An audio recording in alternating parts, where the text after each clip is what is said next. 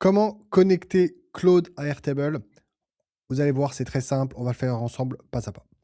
Alors vous allez dans votre compte Claude, vous cliquez sur Customize et là vous avez Connectors.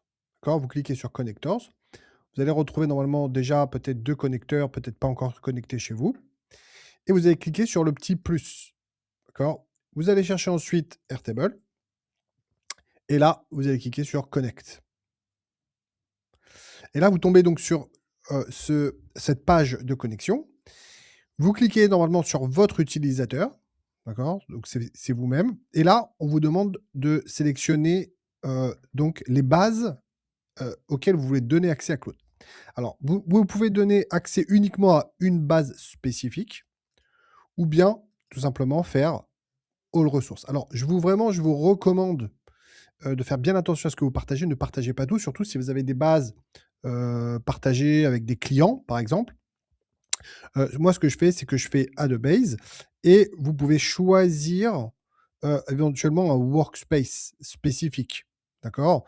Donc, je vais choisir par exemple, ce workspace, d'accord? Et je vais faire grand access. Avant de tester, il faut bien régler les paramètres de votre connecteur. Alors pour cela, on va dans Customize, on clique sur Connector, on clique sur Airtable et là, on va voir les permissions. Et donc là, il faut bien définir les permissions que vous voulez donner au connecteur. Donc là, ça se sépare en 2. Donc les outils pour lire la donnée et les outils pour écrire ou supprimer. D'accord? Et donc là, il y a toutes les actions que vous autorisez Airtable à faire. Et là, vous allez choisir pour chacune. Est-ce que vous autorisez tout le temps ou est-ce que vous demandez à chaque fois vous voulez que Claude vous demande une approbation avant de le faire ou bien vous bloquez complètement, l'accès.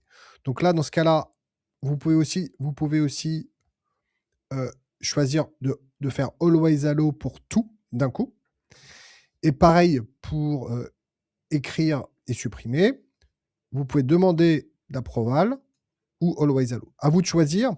Dans un premier temps, je vous recommande de demander l'approval, mais par la suite, si vous une fois que vous avez pris confiance, vous pouvez faire always allow et à ce moment-là, et Claude ne vous demandera pas la permission, il pourra directement effectuer, les actions sans vous. Et voilà, normalement vous avez terminé et maintenant vous pouvez tester en cliquant tout simplement, liste, les bases, auxquelles tu as accès. Alors des bases Airtable, hein.